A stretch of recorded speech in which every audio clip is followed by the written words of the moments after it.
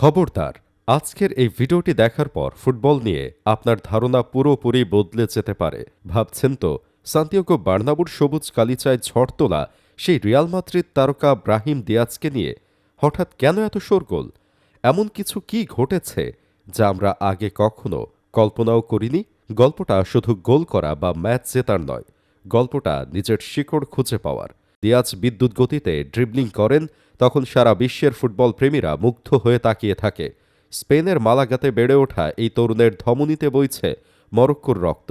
বাবা সুফিয়াল আবদেল কাদরের হাত ধরে বড় হওয়া দিয়াজ এতদিন পরিচিত ছিলেন খ্রিস্টান হিসেবে, কিন্তু সম্প্রতি মাদ্রিদের ইসলামিক কালচারাল সেন্টারের একটি দৃশ্য পুরো সোশ্যাল মিডিয়ায় তোলপাড় সৃষ্টি করেছে। আচ্ছা, ইফতারের টেবিলে কেন হঠাৎ দেখা গেল এই কোটি টাকার ফুটবলারকে?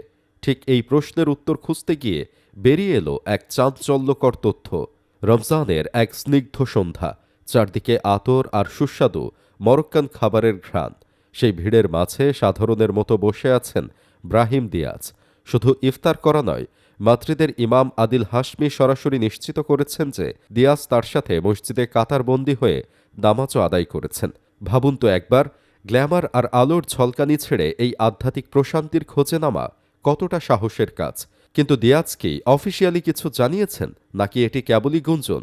ভক্তদের মনে যখন হাজারো প্রশ্ন, তখন তার সাম্প্রতিক সিদ্ধান্তগুলোই যেন সব কথা বলে দিচ্ছে। স্পেন জাতীয় দলের নিশ্চিত ক্যারিয়ার ছেড়ে দিয়াজ বেছে নিয়েছেন তার পূর্বপুরুষের দেশ মরক্কোকে। মরক্কোর জার্সি গায়ে যখন তিনি মাঠে নামেন, তখন যেন তার চোখে মুখে এক অন্যরকম তৃপ্তি দেখা যায়। ভক্তরা বলছেন, এই পরিবর্তন কেবল ধর্মের নয়, এটি নিজের আত্মার সাথে মিলনের এক দীর্ঘ পথ চলা।